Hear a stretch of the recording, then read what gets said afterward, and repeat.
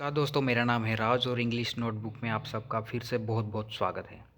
आज का हमारा इंग्लिश ग्रामर का जो टॉपिक है वो है आर्टिकल्स।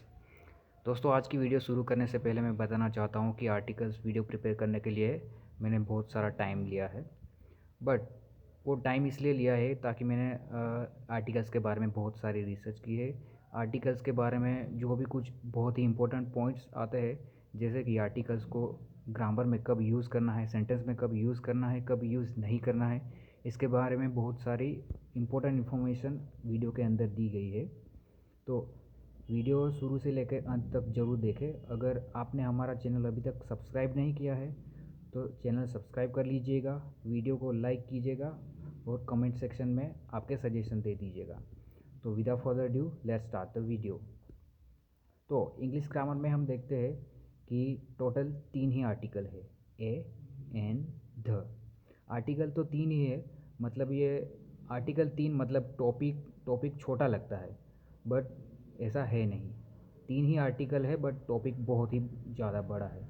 अगर आर्टिकल्स को हम अच्छे से ना समझें, इसको अच्छे से ना सीखें, तो बहुत सारी मिस्टेक्स होने की संभावना आ जाती है।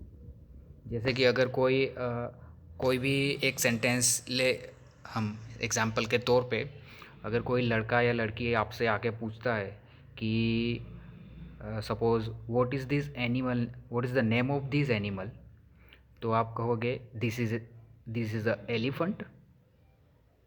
तो यहाँ पर तो इंग्लिश ग्रामर की धज्जियाँ उड़ जाती है। यहाँ पर एलिफेंट के आगे कौन सा आर्टिकल आएगा, ए आएगा, एन आएगा, ध आएगा। ओके, तो ऐसी सारी मिस्टेक्स ना हो, तो इसी इसी वजह से हम ये वीडियो पूरी पूरी देखेंगे। Okay, so let's start. There are two types of the articles, एक indefinite articles and definite articles. Indefinite में क्या होता है, ए और एन, और डिफाइनाइट में ध।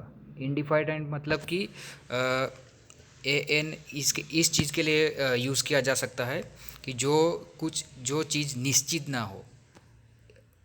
और डिफाइनाइट किसके लिए हम यूज़ करते हैं, ध। जो चीज़ें डिफाइनाइट मतलब कि निश्चित हो, इसके लिए हम डिफाइनाइट मतलब कि ध यूज़ करते हैं। सबसे पहले ए का यूज़ हम देखेंगे। A only use for singular, मतलब कि ए का यूज़ हम एक क्वेश्चन में ही यूज़ करते हैं, जैसे कि a cat, a boy, a pen.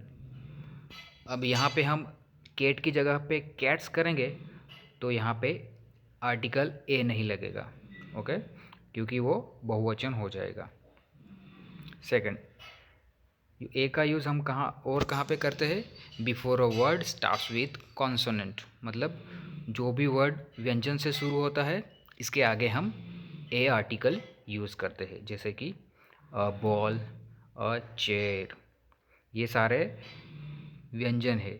B जो है वो कॉन्सोनेंट हो गया, सी भी हो गया, ये हमारा कॉन्सोनेंट है, तो हम उसके आगे ए यूज़ करेंगे। दूसरा, before a word starts with a vowel but has sound of consonant, मतलब कि ऐसे वर्ड्स जिसका जो स्वर से शुरू होते हैं बट उसका साउंड हम व्यंजन की तरह करते हैं, जैसे कि अ यूनिवर्सिटी। यूनिवर्सिटी में यू जो है वो एक वोवल है, मतलब कि स्वर है, बट यूनिवर्सिटी जब हम बोलते हैं तो य य का साउंड होता है, और य जो है वो कॉन्सोनेंट है, मतलब कि व्यंजन है। तो यहाँ पर भी हम एन की जगह पे ए ही यूज़ करेंगे। A university, a uniform, a union. Okay, तो ये सारे वर्ड्स जो होते हैं इसके सामने हम स्वर भी होने की वजह से, वो यू जो है वो स्वर है, उसकी वजह से हम एन एन यूज़ करना होता है, बट एक्चुअली उसका साउंड जो होता है वो कॉन्सोनेंट से स्टार्ट होता है, इसीलिए हम यहाँ पे ए ही यूज़ करेंगे।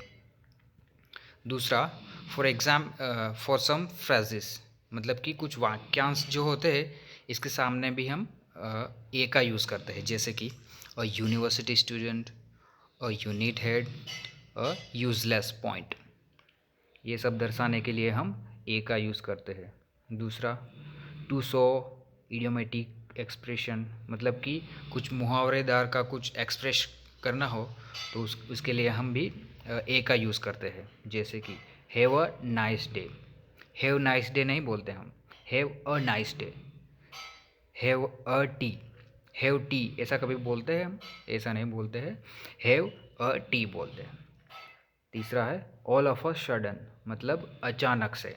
ऑल ऑफ अ सडन के लिए ऑल ऑफ सडन नहीं बोलेंगे, ऑल ऑफ अ सडन बोलेंगे। तो यहाँ पे आर्टिकल ए का यूज़ बीच में होगा।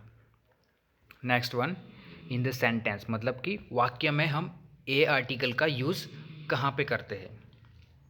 एग्जाम्पल है आई एम अ स्टूडेंट, मैं एक विद्यार्थी हूँ।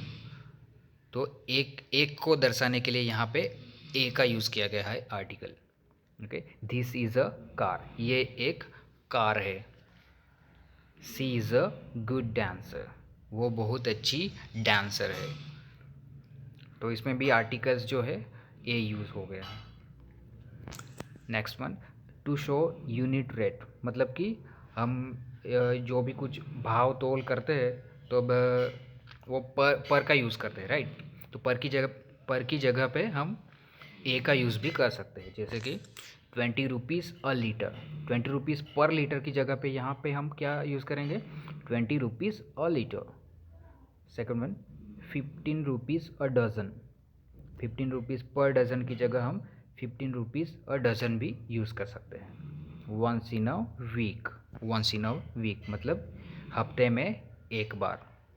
Twice a month, twice a month मतलब महीने में 2 बार। ट्वाइस अ मंथ मतलब एक महीने में 2 बार। ये दर्शाने के लिए हम आर्टिकल ए का यूज़ करेंगे। Next one is use of N.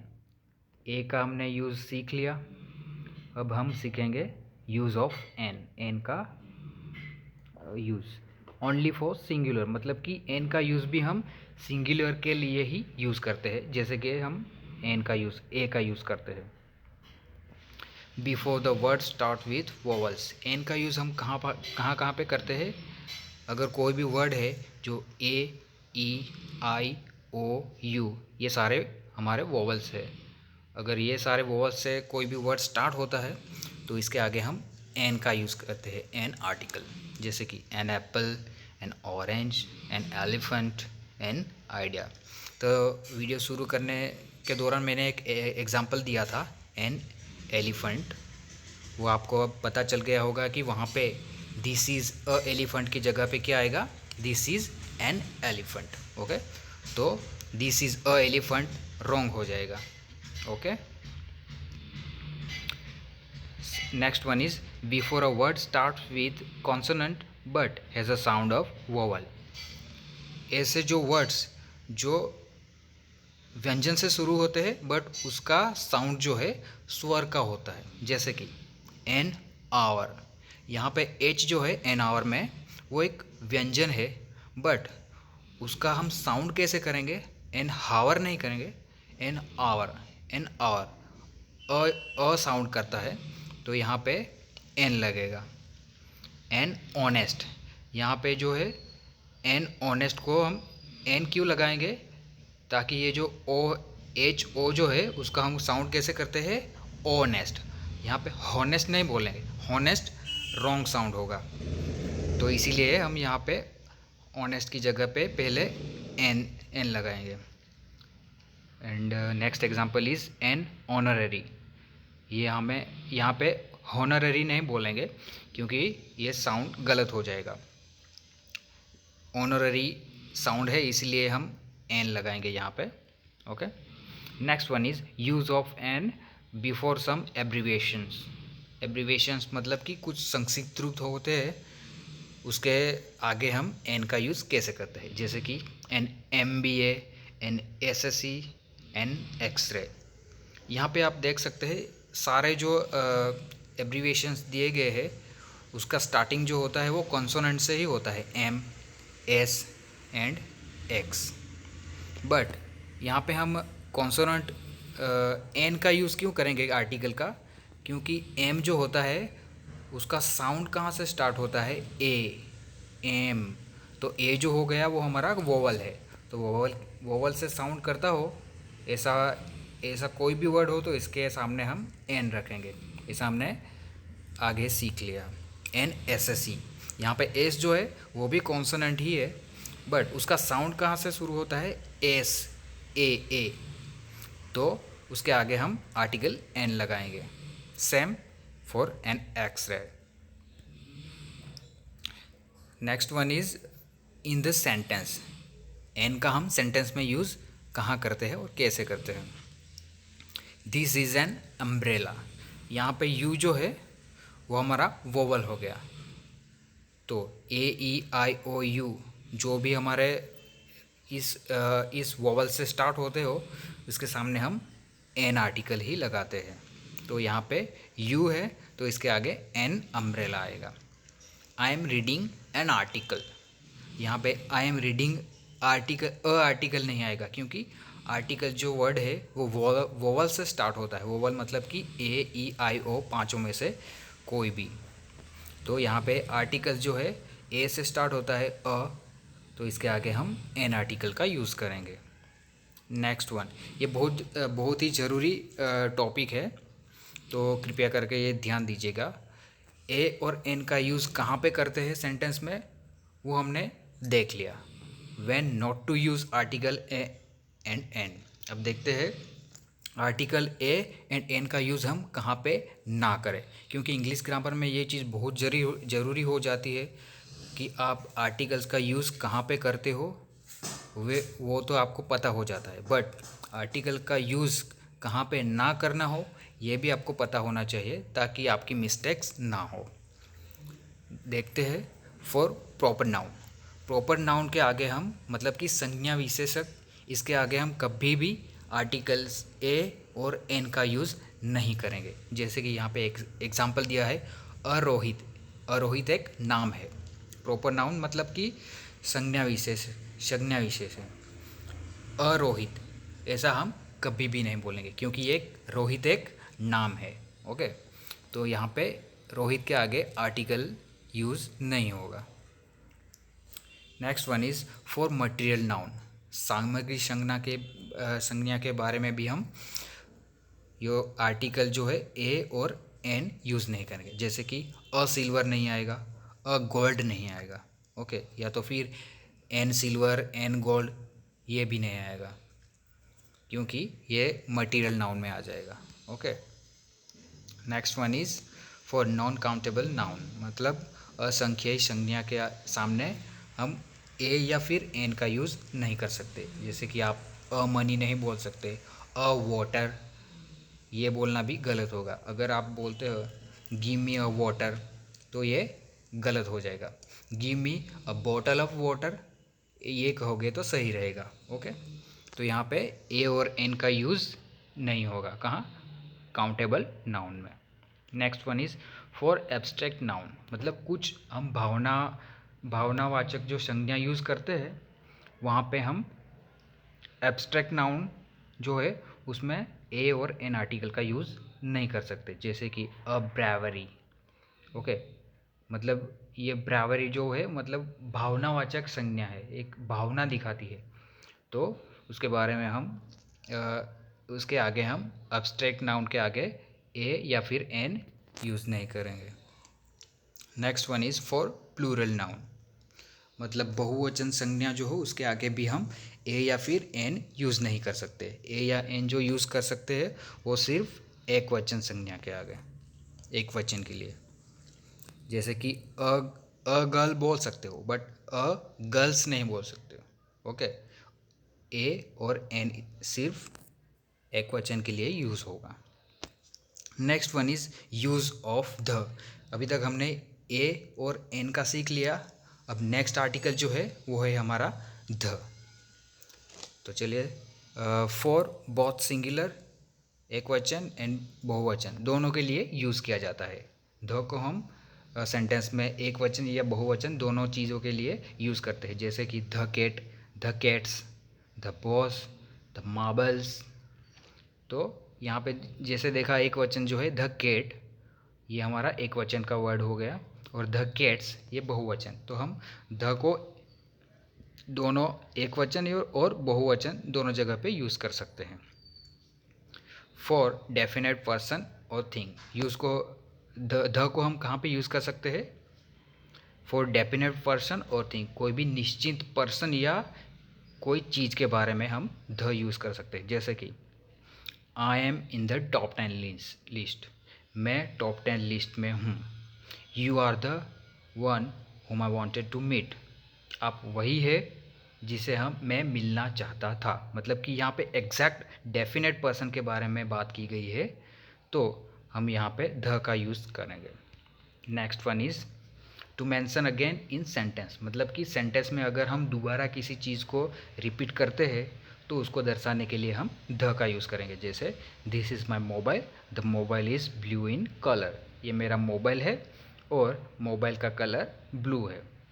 तो सेंटेंस में दोबारा मेंशन करना हो तब भी हम द का यूज़ करते हैं।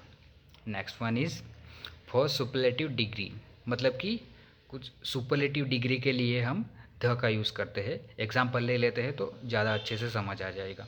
Virat is the best batsman in the world, यहाँ पे विराट के बारे में बात की गई है, बट किसके कंपैरिजन में विराट की बात की? एक या दो पर्सन के बीच में नहीं, विराट पूरे विश्व में सबसे अच्छा बल्लेबाज है, तो इसके लिए हम बेस्ट के आगे द यूज़ करेंगे।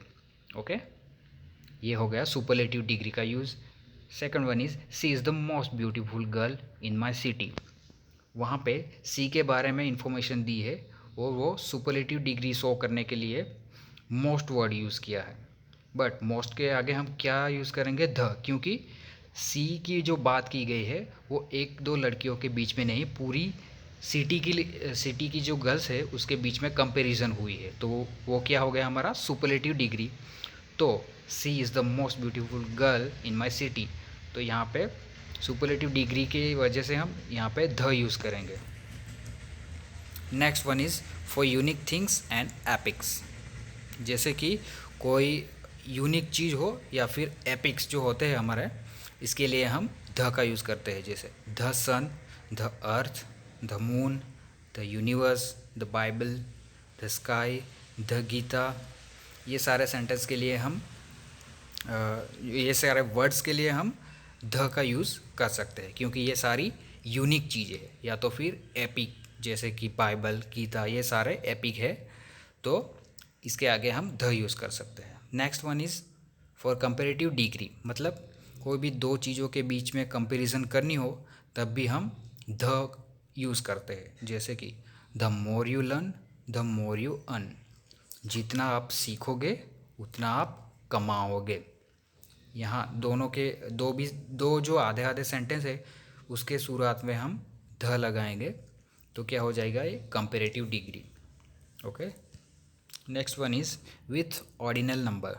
ऑर्डिनल नंबर मतलब कि ऑर्डर में अगर कुछ नंबर हो उसको इंडिकेट करने के लिए हम उसके आगे ध का यूज़ करेंगे।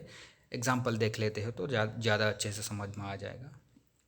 सी is in the 12th standard, वो 12th स्टैंडर्ड में है। I was the first prize winner, मैं पहले प्राइज़ का विजेता था। तो 12th के आगे ऑर्डिनल नंबर जो है वो हमारा 12th है, तो 12th के आगे हम द यूज़ करेंगे।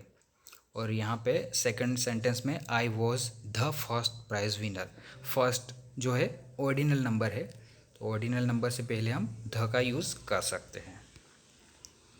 Next one is with the inventions. With the invention मतलब कुछ भी जो इन्वेंशन हुई है इसके आगे हम द आर्टिकल जो है उसका यूज़ कर सकते हैं।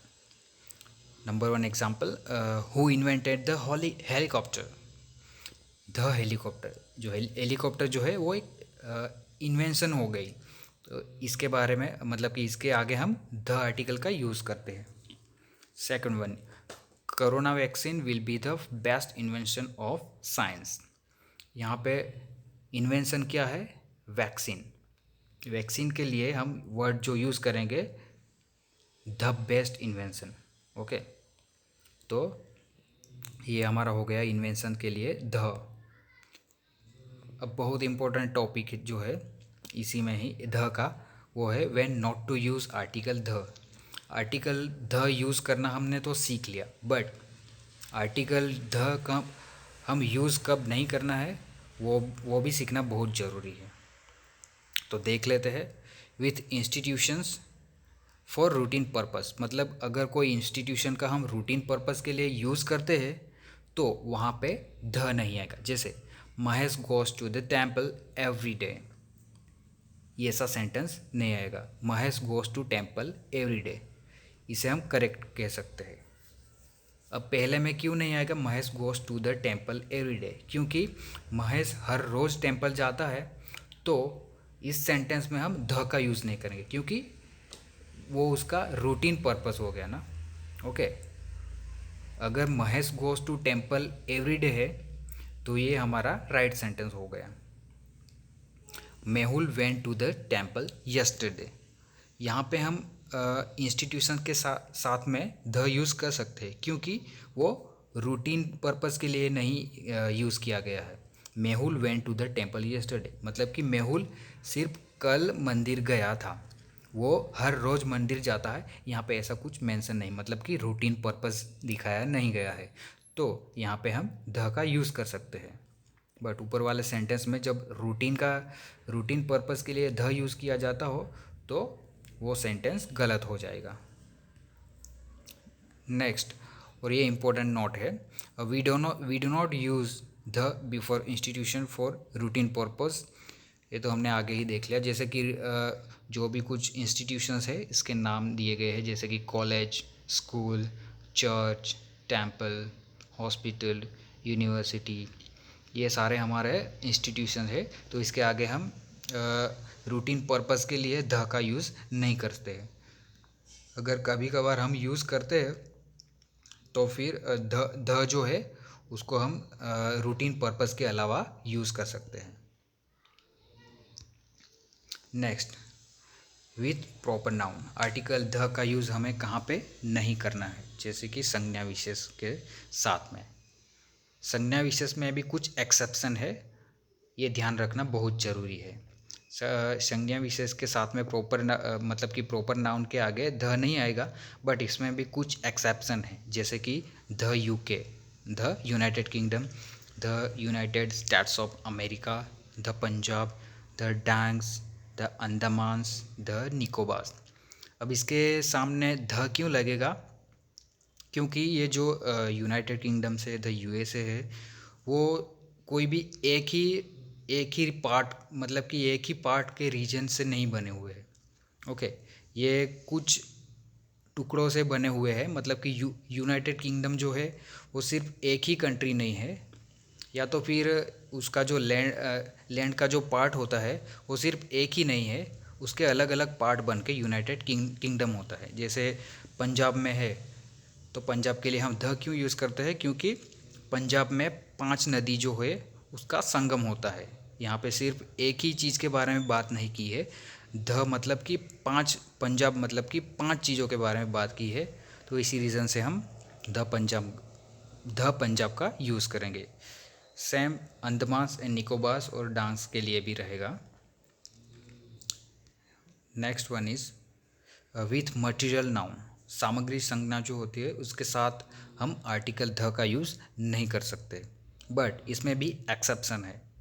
We use the when we talk about special material, but हम मटेरियल नाउन के लिए द यूज़ नहीं करते, बट अगर हम कुछ स्पेशल मटेरियल के बारे में बात करते हैं, कुछ स्पेशल चीज़ के बारे में बात करते हैं, तो इसके लिए हम ध का यूज़ करते हैं। जैसे कि the silver in this watch, the silver in this watch, ये सिल्वर जो है कुछ स्पेशल मटेरियल है, किस चीज़ में यूज़ किया है, यहाँ पे वॉच में, तो यहाँ पे हम द यूज़ कर सकते हैं। The platinum in the jewellery, यहाँ पे स्पेशल मटेरियल के तौर पे प्लेटिनम का यूज़ किया गया है, और किस में, ज्वेलरी सेट में। तो ज्वेलरी सेट में हम ये जो द प्लेटिनम यूज़ किया गया है तो यहाँ पे द आ सकता है, ये एक एक्सेप्शन है, ये याद रखना ज़रूरी है। और आर्टिकल्स हम द कहाँ पे यूज़ नहीं करेंगे, अब द एब्स्ट्रैक्ट नाउन में, मतलब कि भाववाचक संज्ञा जो है उसको इंडिकेट करने के लिए हम ध का यूज़ नहीं करते हैं। दूसरा, हम द आर्टिकल का यूज़ कहाँ पे नहीं करते हैं? With festivals, days, months, languages, camps, colours, meals, ये सारी चीज़ों के सामने हम ध का यूज़ नहीं कर सकते। त्यौहार हो गया, दिन हो गए, मंथ्स, लैंग्वेज मतलब कि कोई भी भाषा हो उसके सामने हम ध का यूज़ नहीं कर सकते। गेम्स, कलर एंड मील्स, जैसे कि मील्स में ब्रेकफास्ट हो गया, डिनर हो गया, लंच, तो द मील, द ब्रेकफास्ट, ऐसा हम यूज़ नहीं करेंगे। Okay, last next one is when not to use the article. Article हम यहाँ पे भी यूज़ नहीं करेंगे, जैसे कि विंटर कम्स आफ्टर मानसून, ये जो क्या हो गया, हमारे सीजन्स हो गए, तो सीजन्स में भी हम आर्टिकल ध का यूज़ नहीं करते हैं।